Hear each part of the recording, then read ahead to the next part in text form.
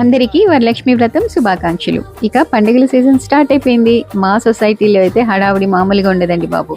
So మా friends అందరూ తాంబూలానికి పిలిచారనమాట. అందుకని ఇలా రెడీ వెళ్తున్నాను. లుక్ ఎలా ఉందో ఒక్కసారి చెప్పండి ప్లీజ్. నాట్ వేసుకోవడం ఫస్ట్ టైం అనమాట. నేనే ట్రై చేశాను, నాకు నేనే వేసుకున్నాను. బేసిక్గా నాకు ట్రెడిషనల్గా రెడీ అవ్వడం అంటే చాలా ఇష్టం అనమాట. ఒకేషన్స్ కోసం వెయిట్ చేస్తూ ఉంటాను. And I truly don't miss any such event. Religion ఏదైనా సరే, ఐ లవ్ ఇండియన్ ట్రెడిషన్స్.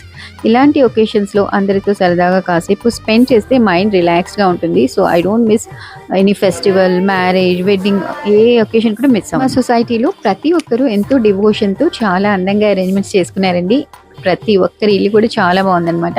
నేనైతే ప్రతి ఒక్కరి ఇంటికి వెళ్ళి ఫ్రెండ్స్తో కలిసి కాసేపు చాటింగ్, నవ్వులు, ఫొటోస్, తాంబూలాలు ఇచ్చిపుచ్చుకోవడం, ఇవన్నీ అసలు నాకైతే టైం ఎలా గడిచిందో నాకే తెలియలేదండి.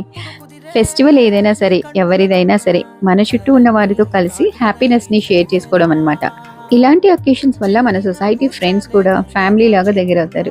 చిన్న చిన్న కాన్వర్జేషన్స్, కలిసి చేసే సెలబ్రేషన్స్, ఆ బ్యూటిఫుల్ మెమోరీస్, ఇవన్నీ మన లైఫ్లో స్పెషల్ మూమెంట్స్గా మిగిలిపోతాయి.